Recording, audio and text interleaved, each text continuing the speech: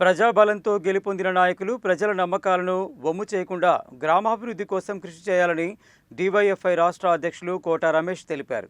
గ్రామాభివృద్ధికి కృషి చేయాలని కోరారు.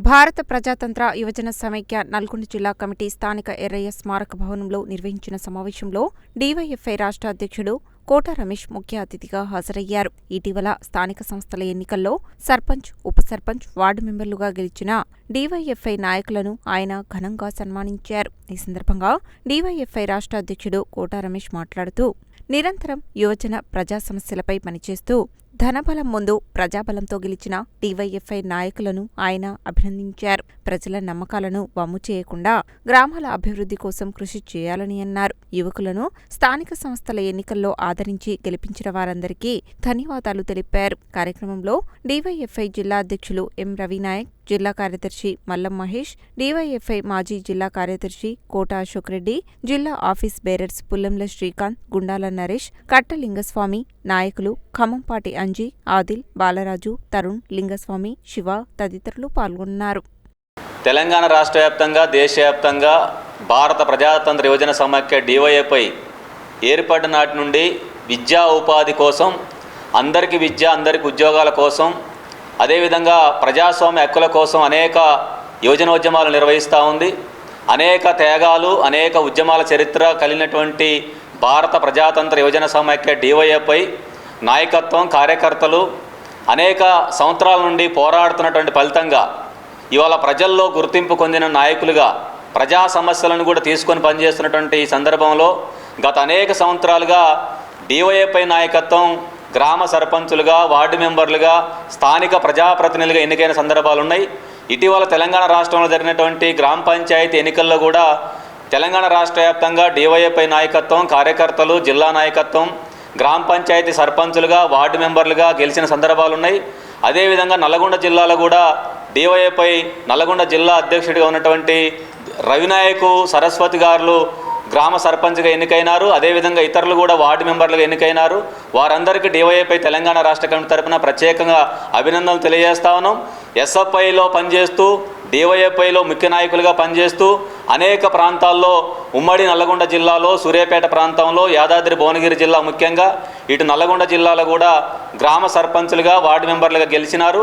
వారందరికీ కూడా ప్రత్యేకంగా అభినందనలు తెలియజేస్తూ గ్రామ అభివృద్ధి కోసం, గ్రామాల అభివృద్ధి కోసం ఎక్కడైతే వీళ్ళు ప్రజాప్రతినిధులు గెలిచారో వారందరినీ గ్రామ పంచాయతీ సమస్యల పరిష్కారం కోసం, ప్రజల సమస్యల పరిష్కారం కోసం పనిచేయాలని చెప్పేసి గ్రామ అభివృద్ధిలో ముఖ్యమైనటువంటి నిధులు తీసుకొచ్చి ప్రజలందరి సమస్యల పరిష్కారం కోసం పనిచేస్తూ ప్రజల ఆదరాభిమానాలు పొందాలని చెప్పేసి కూడా తెలియజేస్తాను.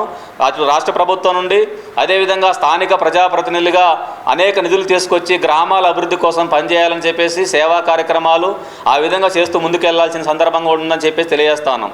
మరీ ముఖ్యంగా తెలంగాణ రాష్ట్రంలో కాంగ్రెస్ పార్టీ అధికారం చేపట్టిన తర్వాత విద్యా, ఉద్యోగ సమస్యల పరిష్కారం కోసం ప్రత్యేకంగా కృషి చేస్తామని చెప్పేసి రేవంత్ రెడ్డి గారు హామీ ఇచ్చారు.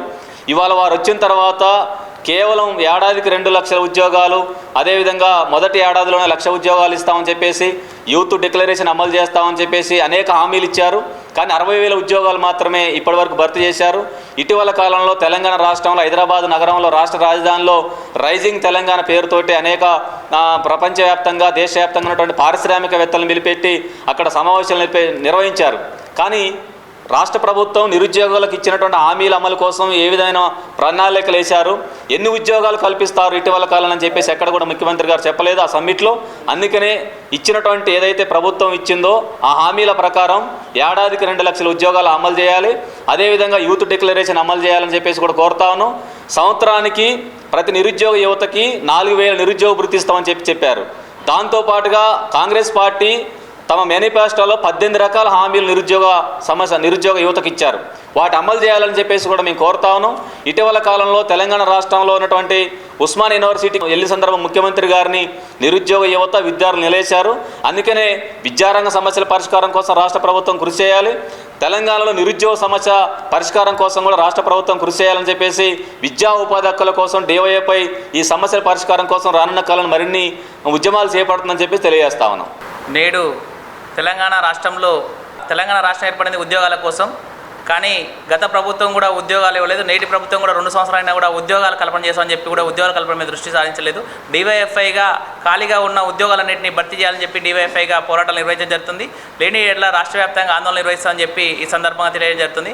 అదేవిధంగా ఇప్పుడున్న ఎలక్షన్లో అత్యధిక శాతం యువత కూడా గెలవడం జరిగింది.